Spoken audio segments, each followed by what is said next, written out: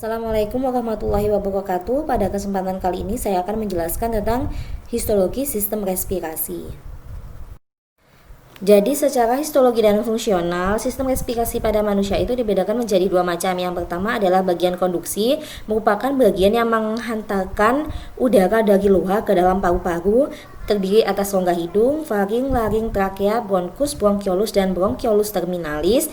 Yang kedua adalah bagian respirasi, yaitu tempat terjadinya pertukaran gas yang sesungguhnya.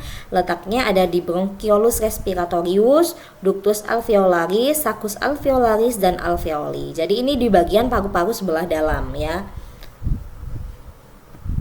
Nah, berdasarkan fungsinya, bagian konduksi ini berfungsi untuk mengalirkan udara dari luar ke dalam paru-paru, dan yang fungsi kedua adalah menyiapkan udara yang masuk. Jadi ketika kita menghirup udara, maka udara yang masuk itu akan dilakukan 3 perlakuan. Yang pertama, debunya itu akan disaring dulu, difiltrasi oleh yang namanya rambut-rambut hidung. Kemudian udara yang masuk itu juga akan dilembabkan ya, dilembabkan dengan mukus dan sekret selosa yang dihasilkan oleh rongga hidung. Nah, yang ketiga, udara yang masuk ke dalam hidung, ke saluran pencernaan kita itu akan dihangatkan. Nah, dihangatkannya oleh sistem peredaran darah atau vaskuler yang ada di dalam rongga hidung. Jadi, udara yang masuk ke dalam tubuh kita melalui sistem respirasi kita itu akan dilakukan 3 perlakuan ini di dalam rongga hidung ya.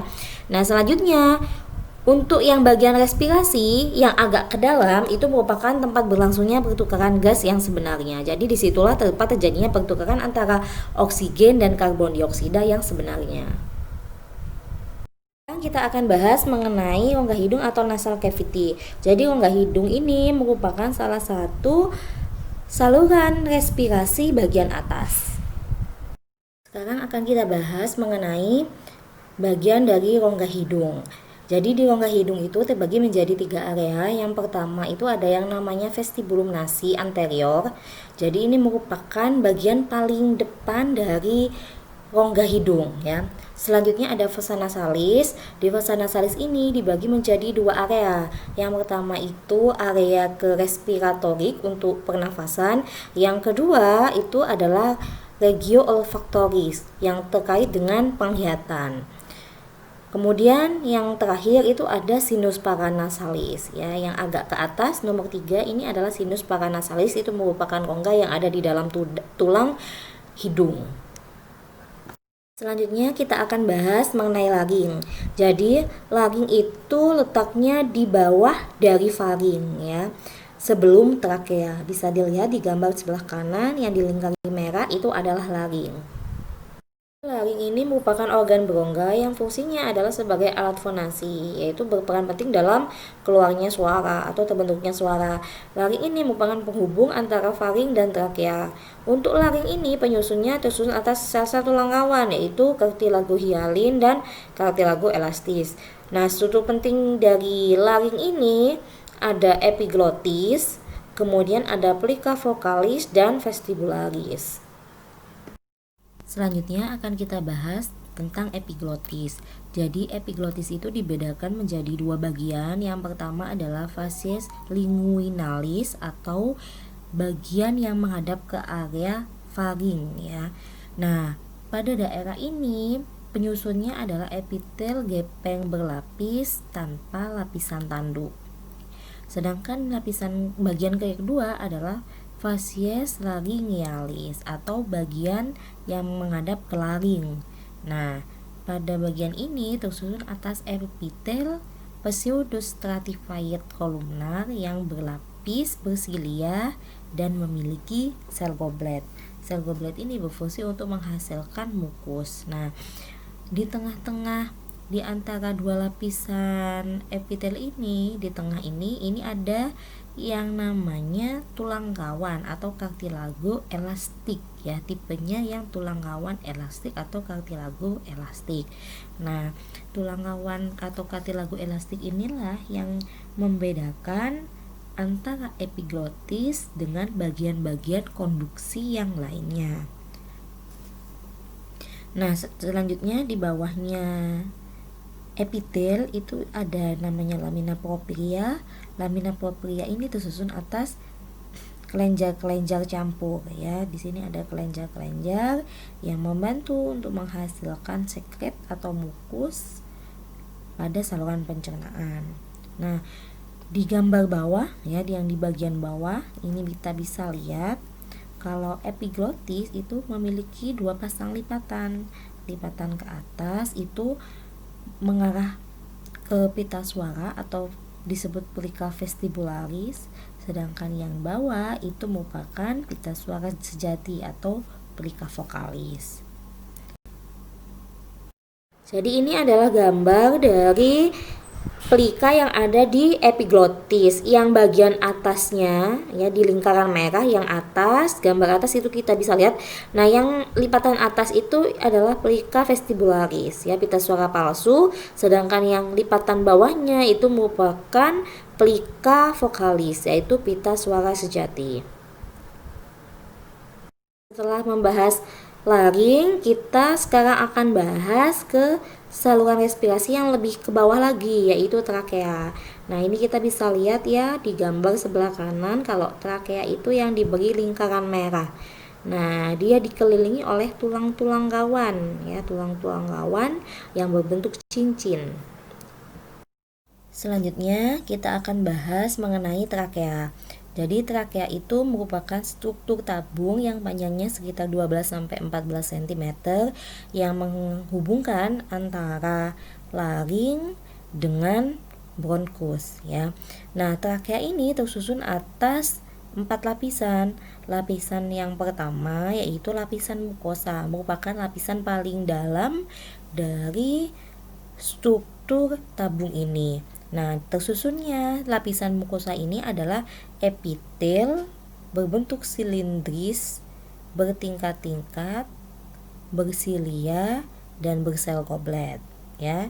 Jadi epitelnya bentuknya tabung atau kolumnar, kemudian dia tersusun atas beberapa lapisan atau bertingkat, kemudian bersilia, ada silianya, dan memiliki sel goblet ya, sel untuk yang menghasilkan mukus. Nah, kemudian di bagian lapisan submukosa itu juga tersusun atas kelenjar-kelenjar. Jadi lapisan mukosa itu letaknya di bawah dari lapisan mukosa. Nah, di bawah lapisan submukosa ini ada lapisan kartilago atau tulang rawan. Nah, bedanya dengan si epiglotis tadi, kalau tulang rawan pada trakea itu adalah tulang rawannya hialin. Kalau di epiglotis tadi kan tulang rawannya elastis. Ya, kalau ini nama tulang rawannya adalah tulang rawan yang hialin. Tipenya tipe tulang rawan hialin. Nah, tulang rawan hialin ini kalau pada trakea itu membentuk huruf C. Kita bisa lihat di gambar di sebelah kanan yang ada huruf C-nya. Nah, itu adalah tulang rawannya. Jadi tulang rawan ini memiliki bentukan penuh di bagian depannya, sedangkan di bagian posteriornya terbuka. Nah, bagian yang terbuka di belakang ini dihubungkan oleh jaringan ikat, namanya jaringan ikat ligamen fibroelastis.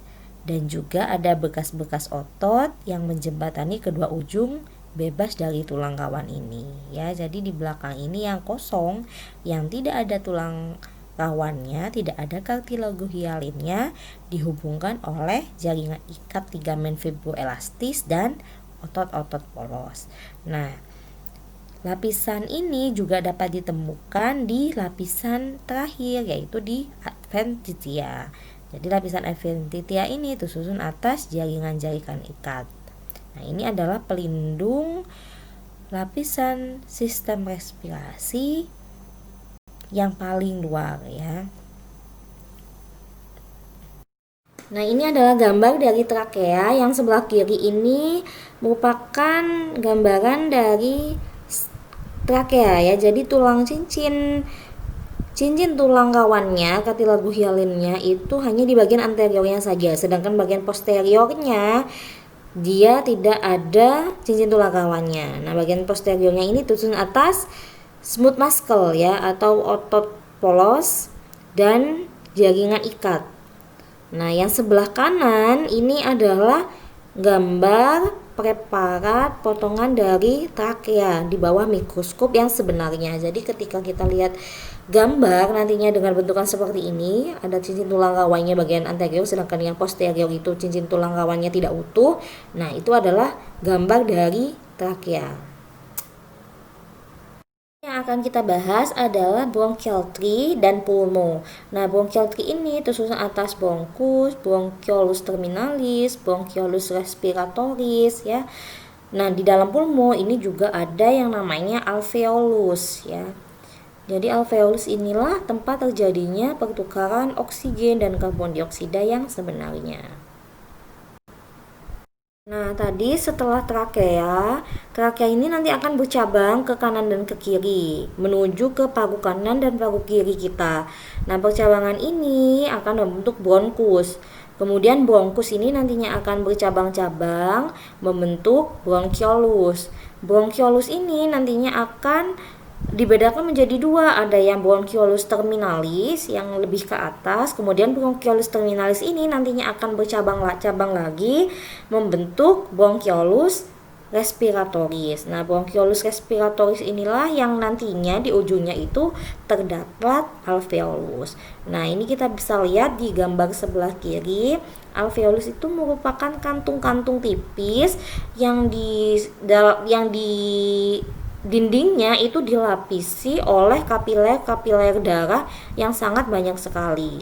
Nah, disinilah tempatnya pertukaran oksigen dan karbon dioksida. Jadi udara dari luar itu akan yang mengandung oksigen nanti akan didifusikan melalui membran alveolus menuju membran pembuluh darah untuk selanjutnya diangkut ke darah oleh darah ke seluruh tubuh, sedangkan zat sisa karbon dioksida hasil pembuangan dari tubuh itu nanti akan diangkut oleh darah, kemudian didifusikan dari membran kapiler ini ke dalam dinding alveolus, kemudian dari alveolus nanti masuk ke bagian bronchiolus, naik ke bronkus, kemudian naik ke trakea, ke laring, faring, kemudian dihembuskan. Keluarlah karbon dioksidanya. Selanjutnya kita akan bahas mengenai bronkus. Nah, bronkus ini merupakan percabangan dari trakea. Ya, bronkus ini nanti akan bercabang ke kanan, masuk ke paru-paru kanan dan bercabang ke kiri untuk masuk ke paru kiri. Nah, bronkus ini lapisannya hampir sama dengan trakea. Bedanya adalah pada lapisan mukosa bronkus, epitel kolumnarnya itu strukturnya lebih rendah ya. Kemudian sama tetap ada silianya untuk menyaring udara yang kotor yang kemungkinan masih masuk sampai ke bronkus, sedangkan sel gobletnya itu lebih sedikit ya. Sel goblet berfungsi untuk menghasilkan mukus. Nah, kemudian untuk lapisan submukosa di bawah lapisan mukosa itu mengandung kelenjar serosa yang jumlahnya lebih sedikit dibandingkan dengan di daerah trakea tadi. Nah, kemudian lapisan kartilagonya kalau pada bronkus itu kartilago elastisnya lebih sedikit ya dibandingkan dengan yang trakea tadi. Kalau trakea kan tadi kartilagonya berbentuk seperti huruf C ya. Kalau di bronkus ini bentuk kartilagonya, strukturnya itu tidak teratur. Kita bisa lihat di gambar sebelah kanan di bagian bawah ada tulisan hialin kartilago, itu adalah tulang-tulang rawanya. Jadi dia tersebar ya, tidak teratur, tidak membentuk huruf C. Nah, kenapa kok dia jumlahnya lebih sedikit ya si tulang rawannya? Karena ini terkait dengan elastisitas paru-paru ya. Jadi nanti kan kalau kita bernafas otomatis kan alveolus kita, paru-paru kita itu kan mengembang dan mengecil ya, kembang kempis. Nah, oleh sebab itulah alasannya kenapa bronkus itu tulang rawannya itu lebih sedikit ya dibandingkan dengan trakea, karena bronkus ini nantinya akan membantu proses kembang kempisnya paru-paru kita. Nah, di bronkus ini juga tersusun oleh otot-otot polos. Nah, otot-otot polos inilah nanti yang membantu pergerakan kembang kempisnya dari paru-paru kita ya. Selanjutnya kita akan bahas mengenai bronkiolus. Nah, strukturnya bronkiolus ini berbeda dengan bronkus tadi ya. Bronkiolus itu diameternya lebih kecil lagi, jadi diameternya kurang lebih 1 mm atau bisa jadi kurang dari itu. Nah, untuk lapisannya itu lapisan dalamnya tersusun atas lapisan mukosa. Tersusunnya atas sel kolumnar atau silindris, selapis, kemudian ada silianya, dan di situ terdapat sel klara. Nah, struktur dari sel epitel pada bronkiolus ini strukturnya melipat-lipat ya. Kita bisa lihat di gambar sebelah kiri bawah ya. Yang E itu adalah menunjukkan untuk epitelnya. Jadi strukturnya bagian lapisan ini melipat-lipat ya. Kemudian di bronkiolus itu sudah tidak ditemukan lagi lapisan submukosa, begitu juga dengan lapisan kartilagonya. Alasannya kenapa? Karena pada bronkiolus ini dekat dengan alveolus ya, tempat terjadinya pertukaran gas yang sesungguhnya. Nah, tidak ada lapisan kartilago atau tulang rawannya supaya lebih elastis dan fleksibel sehingga membantu proses kembang kempisnya udara. Nah, di sini juga masih ditemukan otot polos ya. Jadi di sini ada otot polos yang membantu proses kembang kempisnya udara. Selanjutnya kita bahas mengenai bronkiolus terminalis. Jadi bronkiolus terminalis itu adalah ujung dari bronkiolus yang sudah saya bahas tadi sebelumnya.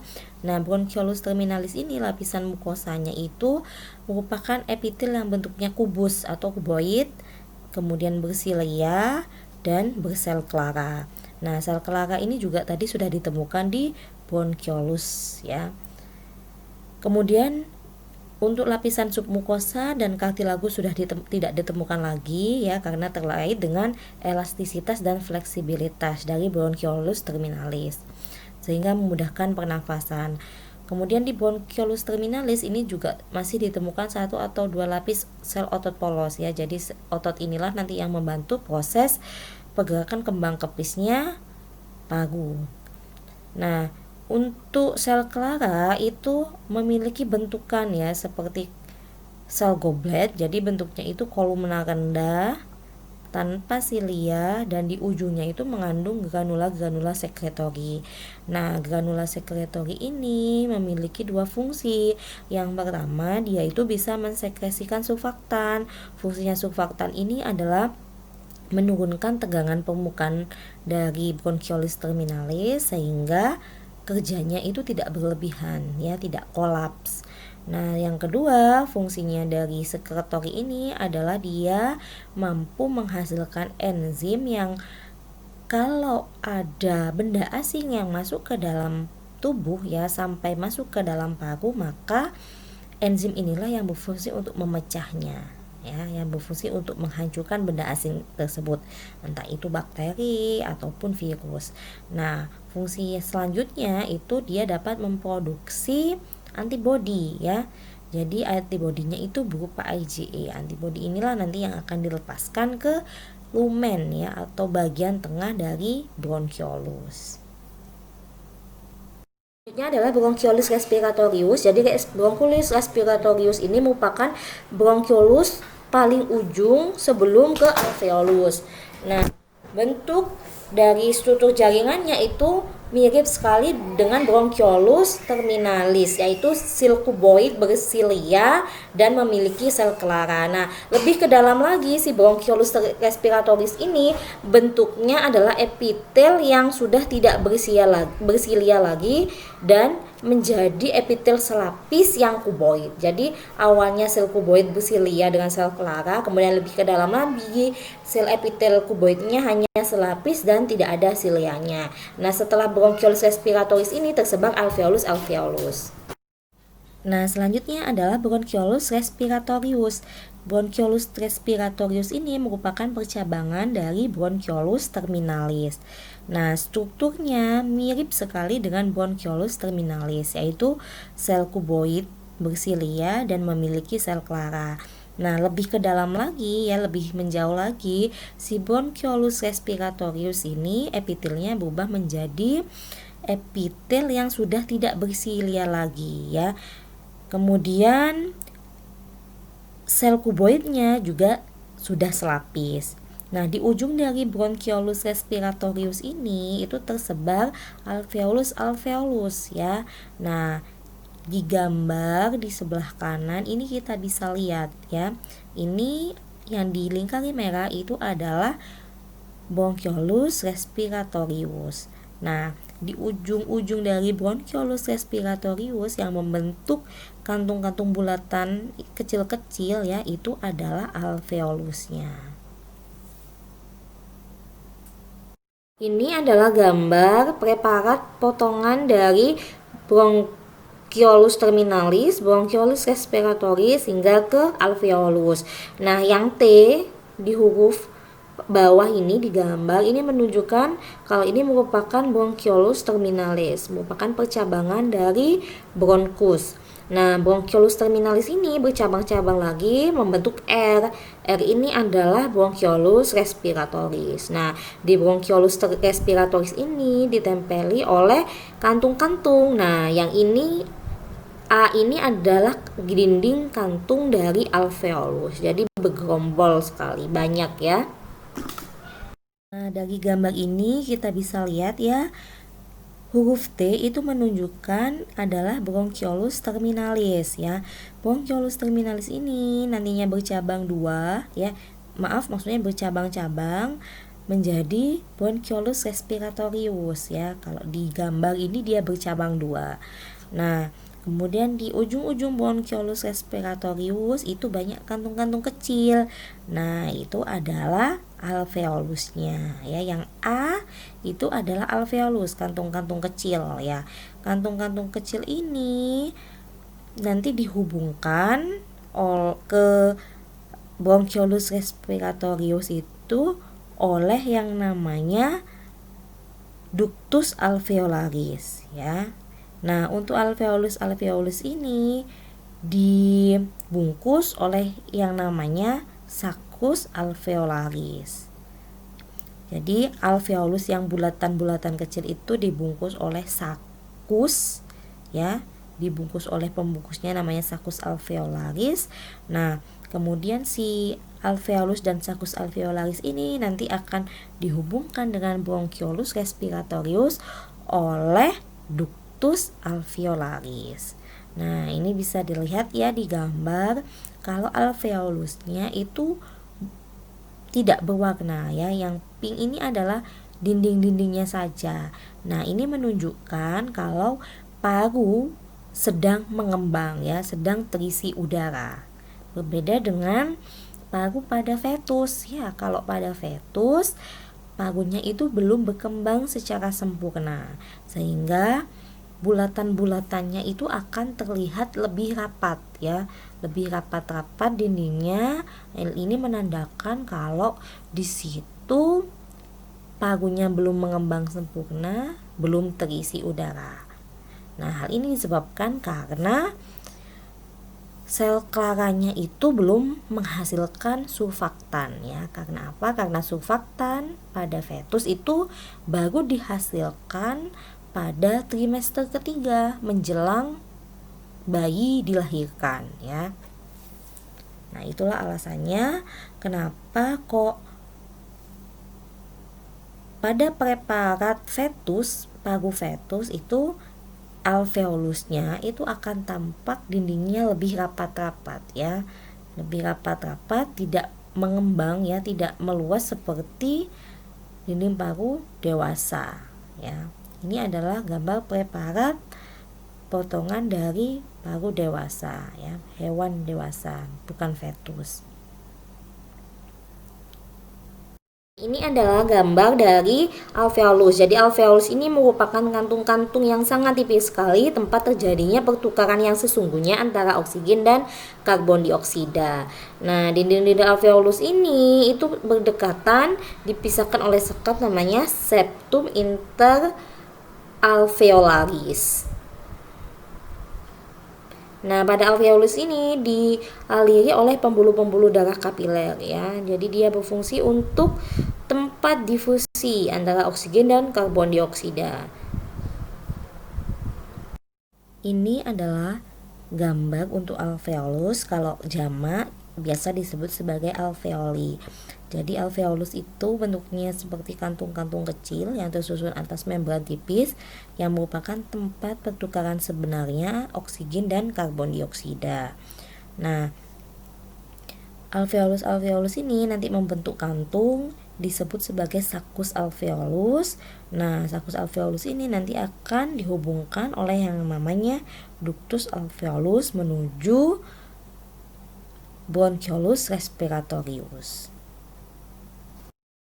Ini adalah gambar histologi pada alveolus. Jadi alveolus ini tersusun atas beberapa sel ya. Yang pertama itu ada pneumosit 1. Nah, yang dilingkari warna biru. Nah, ini merupakan pneumosit tipe 1. Nah, pneumosit tipe 1 ini berfungsi sebagai penyusun utama dari dinding alveolus. Ini merupakan sel epitel pipih atau gepeng. Nah, selanjutnya adalah sel pneumosit 2 yang dilingkari oleh warna kuning ya. Jadi ini bentuknya bulat besar. Nah, sel ini bisa menghasilkan surfaktan ya. Surfaktan ini berfungsi untuk mencegah agar alveolus tidak kolaps ketika bekerjanya kembang kepis ya. Jadi kan bekerja terus-menerus. Nah, surfaktan ini menjaga tegangan permukaannya supaya tidak kolaps si alveolus ini. Nah, selanjutnya ada yang namanya dust shell ya.